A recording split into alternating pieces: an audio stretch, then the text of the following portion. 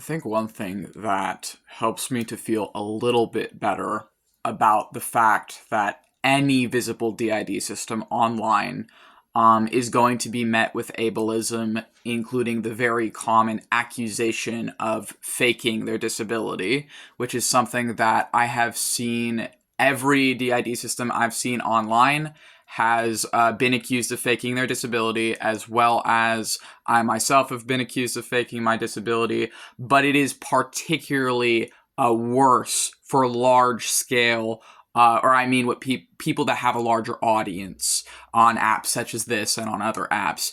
I don't have a large enough audience to have to deal with the level of vitriol and cruelty that I see larger scale public media figures that have this disability that they deal with.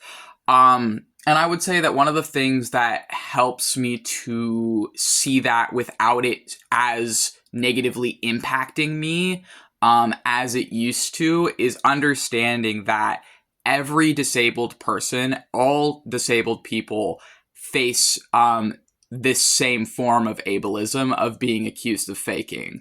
So, for example, there are blind YouTubers here on YouTube that get accused of faking their blindness because maybe they have tools that let them respond to comments, or maybe they have tools that let them type things out, or maybe because they're making YouTube videos, or if it's on a different social media, because they're able to market their business or whatever it is, people will be like, oh, well, you're not really blind, because if you were really blind, you wouldn't be able to do this.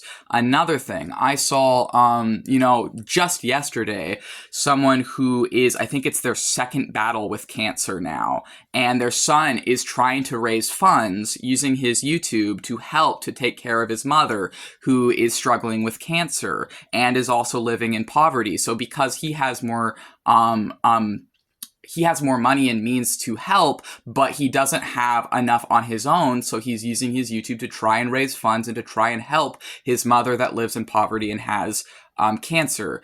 And so I saw just yesterday in the comments of that YouTuber that is trying to help his mother that people were essentially saying that his mother is just, maybe I shouldn't repeat the things that people were saying because it's actually gonna trigger me if I repeat what they were saying, but it was the same sort of thing of, oh, well, she should be able to take care of herself and she's just lazy because she can't take care of herself is essentially what I saw someone say. And it was coming from a woman. I saw a woman accuse another woman of just being lazy because in the USA, she can't afford to take care of herself while she's battling cancer. And I think it's her second battle with cancer, but I could be wrong on that. And essentially, I saw that just yesterday. I've seen people who are deaf face ableism. I've seen people who are physically disabled face ableism. I've seen ambulatory wheelchair users online face ableism. I've seen autistic people face ableism. I've seen so much ableism towards schizophrenic people that it's honestly kind of like nauseating and physically repulsing to me, the way that people talk about people experiencing or suffering from psychosis and schizoaffective disabilities and schizophrenia. The way that people talk about that in particular is like nauseating. And just so disrespectful and dehumanizing. But essentially my point with this and talking about this is it's actually helped me not take it as personally as I used to. It used to really affect me and hurt my feelings to see people that don't live with my disability, or if they do, are still being assholes, try and say that because I'm visible online, or because I watch other YouTubers with the same disability as me, or because I, am just a person that is living with this disability and is not hiding it, and is taking up space and sharing space around non-disabled people on YouTube, that because they're seeing me, I must not have this disability because it's too rare. And if I was a real DID system, I wouldn't be telling anyone about it. And it's like, that is assuming to know so much about my life, my disability, and my brain that they cannot possibly know because they don't know me. They literally maybe have seen like one video from me, or maybe have like seen a little bit from me, but they don't know me. So they don't know my brain. They don't know my disabilities. They don't know my struggles. And I think that seeing that all other visible disabled people online that gain a platform and gain visibility also have to go through some degree of this, it honestly has helped me to not take it as personally. Because it does suck when you see people that are just like saying crap about your disability. And the other thing is that they don't even need to be saying it to you. If they're saying it to another disabled person with the same disability, it hurts just as much seeing that as a disabled person. I'm sure for many of us, seeing someone else that is like going through their struggle and seeing the vitriol that they get also hurts other people with the disability. And I think that the way that people are possessive in particular in regards to DID really, in my opinion, just shows a level of hypocrisy in society of how truly people do not care about, or these people that are being cruel, don't care about CSA survivors. Because the reality is, if we're being honest, that this disability of DID is largely tied to being a CSA survivor. Not all of us are CSA survivors. Not all DID systems are CSA survivors. However, and CSA is childhood sexual abuse. So a childhood sexual abuse survivor.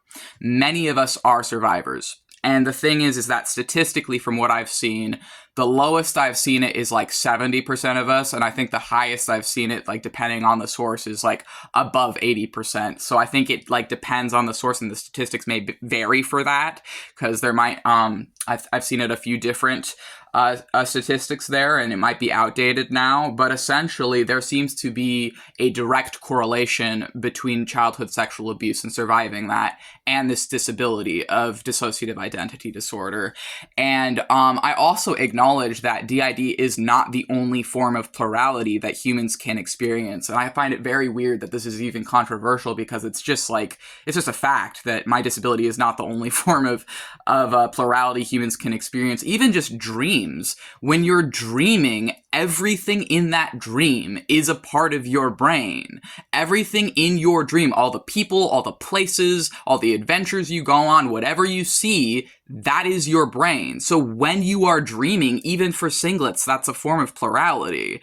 So I find this idea that only DID systems like me experience plurality just complete nonsense. It just shows they don't even understand what plurality is.